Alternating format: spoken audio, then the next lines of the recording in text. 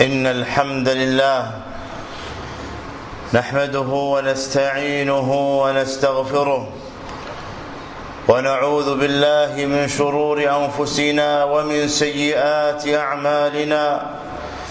من يهده الله فلا مضل له ومن يضلل فلا هادي له، وأشهد أن لا إله إلا الله وحده لا شريك له، وأشهد أن محمدًا عبده ورسوله.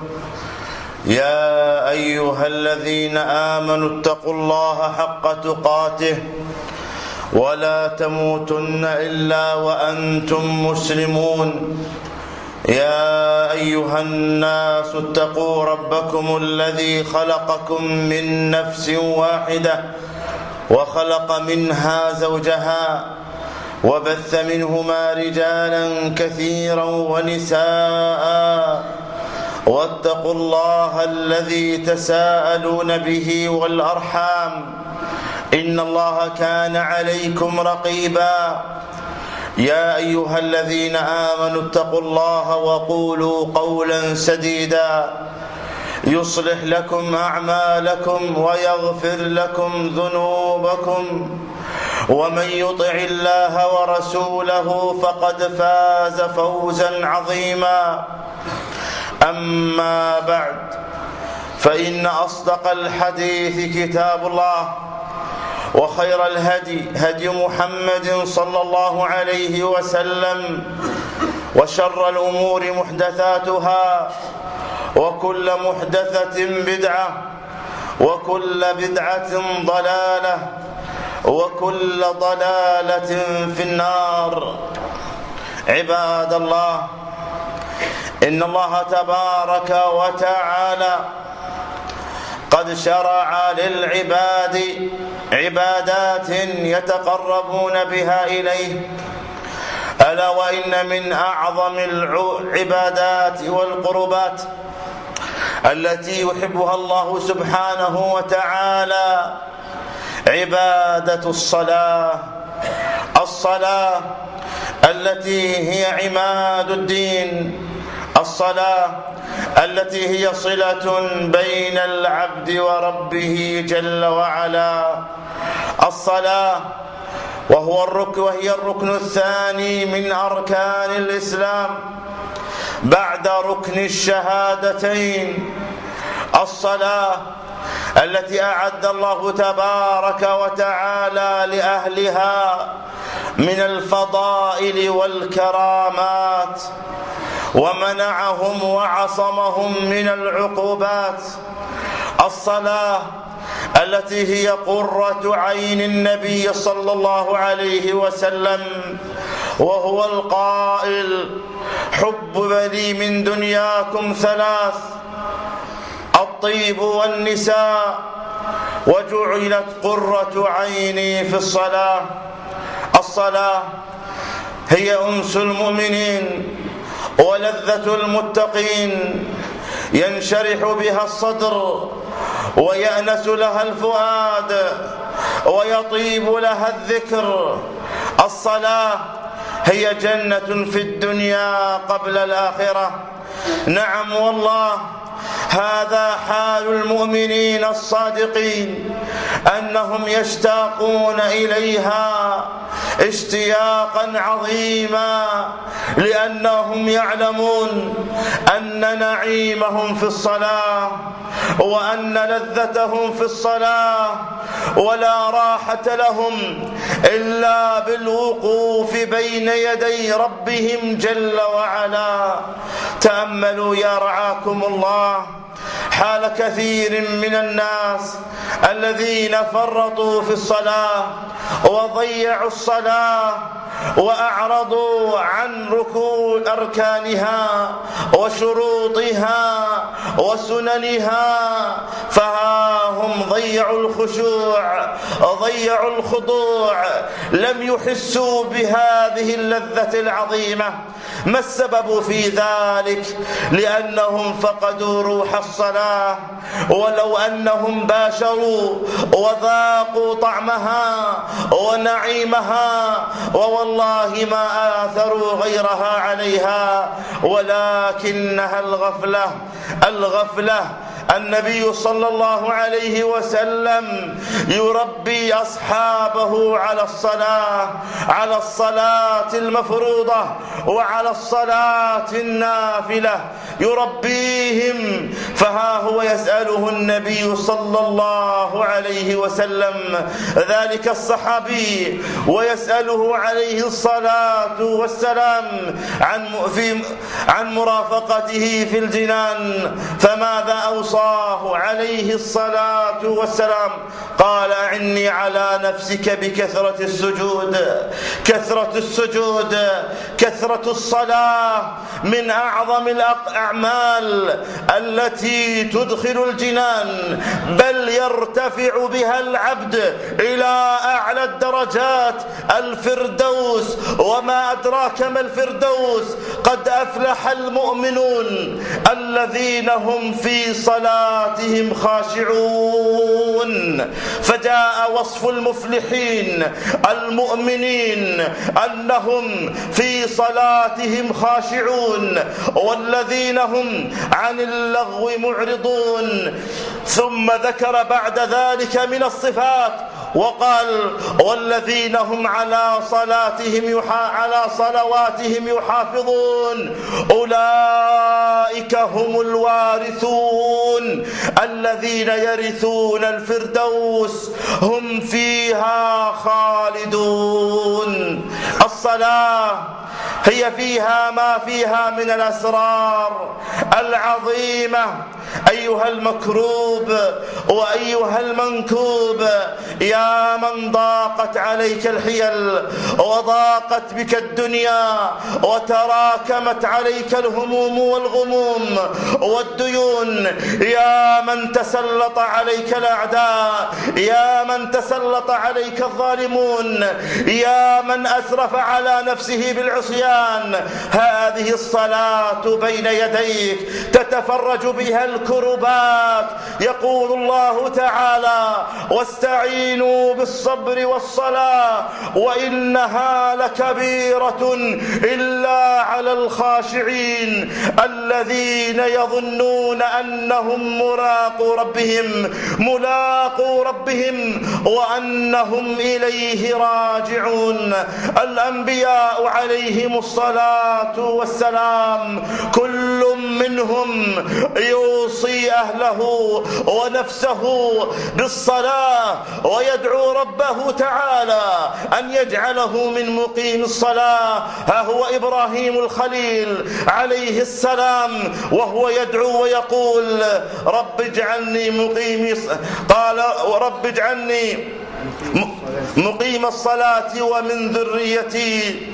وانظروا إلى أمر النبي عليه الصلاة والسلام، أمره الله تبارك وتعالى بالقرآن: أقم الصلاة طرفي النهار وزلفا من الليل إن الحسنات يذهبن السيئات ذلك ذكرى للذاكرين. وإسماعيل عليه السلام: واذكر في الكتاب إسماعيل إنه كان صادق الوعد وكان رسولا نبيا وكان يأمر أهله بالصلاة والزكاة وكان عند ربه مرضيا. وأمر أهلك بالصلاة واصطبر عليها لا نسألك رزقا نحن نرزقك والعاقبة للتقوى.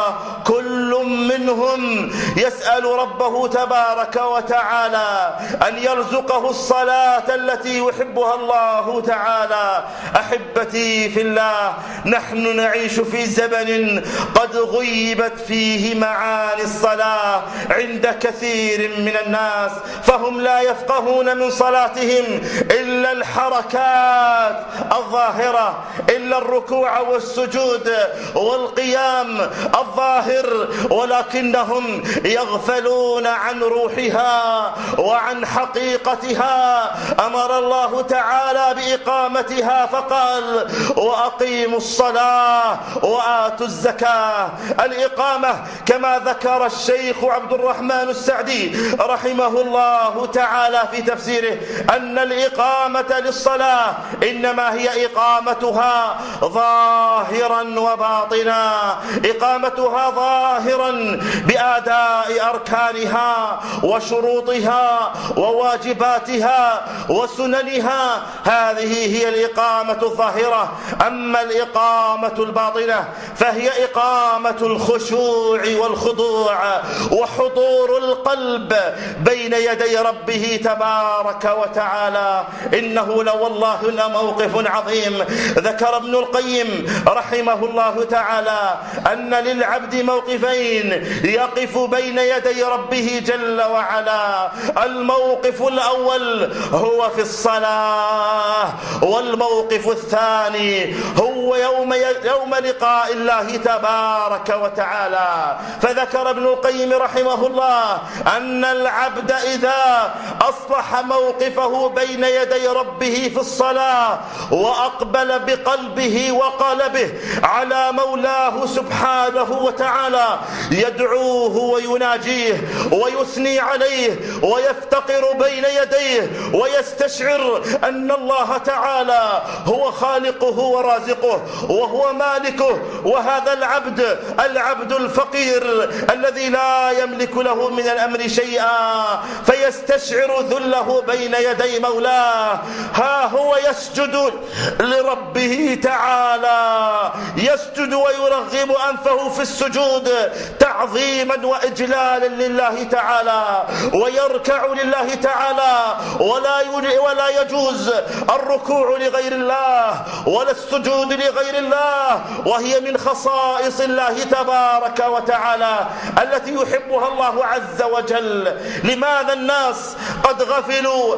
الواحد منهم يصلي وكأنه لا يصلي، كما رأى النبي صلى الله عليه وسلم رجلا دخل المسجد فصلى ثم سلم ثم جاء إلى النبي عليه الصلاة والسلام فسلم عليه فقال: ارجع فصل فإنك لم تصلي. نعم، لأنهم لم يقيمها ظاهرا وباطلا، صلاها من غير اطمئنان، نقرها نقر الغراب، لم يفقه فيها ما فيها من المعاني. يتلو الفاتحة وهي أم القرآن، السبع المثاني، الحمد لله رب العالمين الرحمن الرحيم مالك يوم الدين. إذا قال العبد الحمد لله رب العالمين قال الله تعالى: حمدني عبدي. وإذا قال الرحمن الرحيم قال الله: أثنى علي عبدي. وإذا قال مالك يوم الدين قال: مجدني عبدي. وإذا قال إياك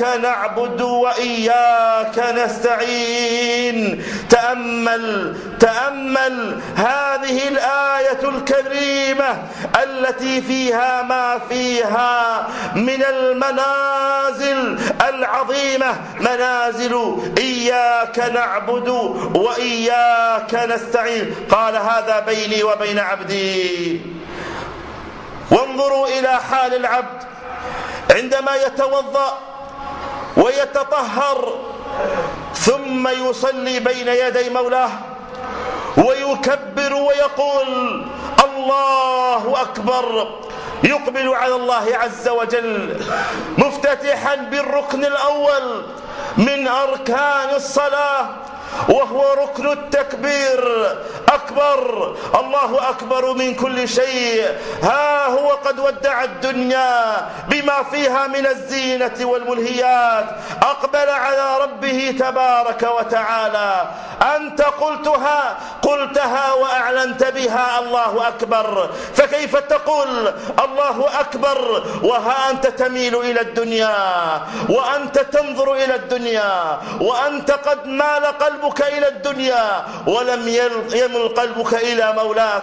ولهذا أخبر عليه الصلاة والسلام عن حال كثير من المصلين أنه يقوم فيصلي فيلتفت في صلاته، وعندما سئل عن ذلك قال ذاك اختلاس يختلسه الشيطان من صلاة العبد. يختلس الشيطان من صلاته لأن أعظم شيء يؤذيه هو التوحيد، والصلاة يريد أن يصرفك عن الصلاة، أن تخشع وتخضع فترتفع عند الله تبارك وتعالى بصلاتك، فيذكرك بأموالك وتجاراتك ويذكرك بأهلك وما فيه من الحوائج، فيلتفت قلبك عن الصلاة. وليس للعبد من صلاته إلا ما عقل منها أيحق لك أن تقف بين يدي مولاك ثم قلبك من هنا وهناك؟ كيف يحق هذا؟ ولهذا ضرب ابن القيم رحمه الله تعالى حال العبد الغافل في الصلاة كحال رجل دعاه السلطان، دعاه الحاكم، فعندما وقف بين يديه وأخذ يكلمه هذا السلطان وهذا الحاكم، إذا بهذا الرجل يلتفت عن السلطان فيكلم هذا ويكلم هذا، نعم يلتفت يمينا وشمالا ولا يأبه بكلام السلطان ولا يأبه بوجود السلطان. فكيف يكون حال السلطان مع ذلك الرجل؟ لا شك أنه يمقته وأنه يبعده وأنه يسخط عليه، وهذا سلطان المملوك.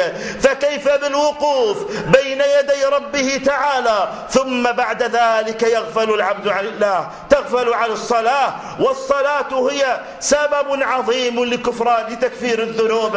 ألم يخبر عليه الصلاة والسلام عن مثل الصلوات الخمس كمثل نهر جار بباب أحدكم يغتسل منه 5 مرات، قال هل يبقى من درنه شيء؟ قالوا لا يبقى من درنه شيء.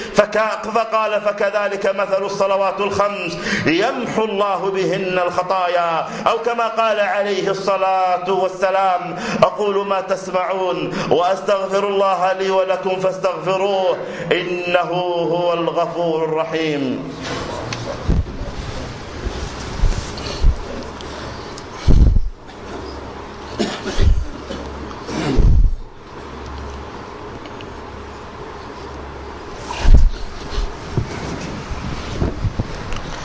الحمد لله رب العالمين، وصلى الله وسلم وبارك على سيد الأولين والآخرين نبينا محمد وعلى آله وصحبه أجمعين.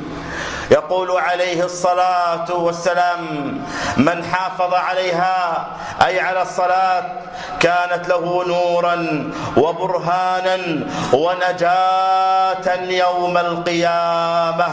تأملوا الكرامة، نورا وبرهانا ونجاة يوم القيامة. ومن لم يحافظ عليها لم يكن له نور ولا برهان ولا نجاة. وكان مع قارون وفرعون وهامان وأبي بن خلف. انظروا لمن ضيع الصلاة ولم يحافظ عليها. المحافظة عليها في أوقاتها، المحافظة عليها أن يصليها كما صلاها النبي عليه الصلاة والسلام، وهو القائل صلوا كما رأيتموني أصلي. المحافظة على الصلاة من أعظم الأعمال الصالحة. عندما سئل عليه الصلاة والسلام عن أحب الأعمال إلى الله تعالى قال الصلاة لوقتها من أحب الأعمال إلى الله تعالى، الصلاة لوقتها. بل انظر إلى حال تارك الصلاة. يقول عليه الصلاة والسلام العهد الذي بيننا وبينهم الصلاة فمن تركها فقد كفر. ويقول بين الرجل وبين الشرك الشرك والكفر ترك الصلاة. ولهذا ذهب كثير من أئمة المسلمين إلى كفر تارك الصلاة ولو تركها تهاونا وتكاسلا، وأنه لا يصلى عليه ولا يدفن في مقابر المسلمين وتبين منه زوجته. كل هذا لمن ضيع الصلاة. فخلف من بعدهم خلف أضاعوا الصلاة واتبعوا الشهوات فسوف يلقون غيا إلا من تاب وعمل صالحا فأولئك يدخلون الجنة ولا يظلمون شيئا. سقر، وما أدراك ما سقر، لا تبقي ولا تذر، لواحة للبشر، عليها 19. قالوا ما سلككم في سقر؟ قالوا لم نك من المصلين ولم نك نطعم المسكين وكنا نخوض مع الخائضين وحتى أتانا اليقين وكنا نكذب بيوم الدين حتى أتانا اليقين فما تنفعهم شفاعة الشافعين.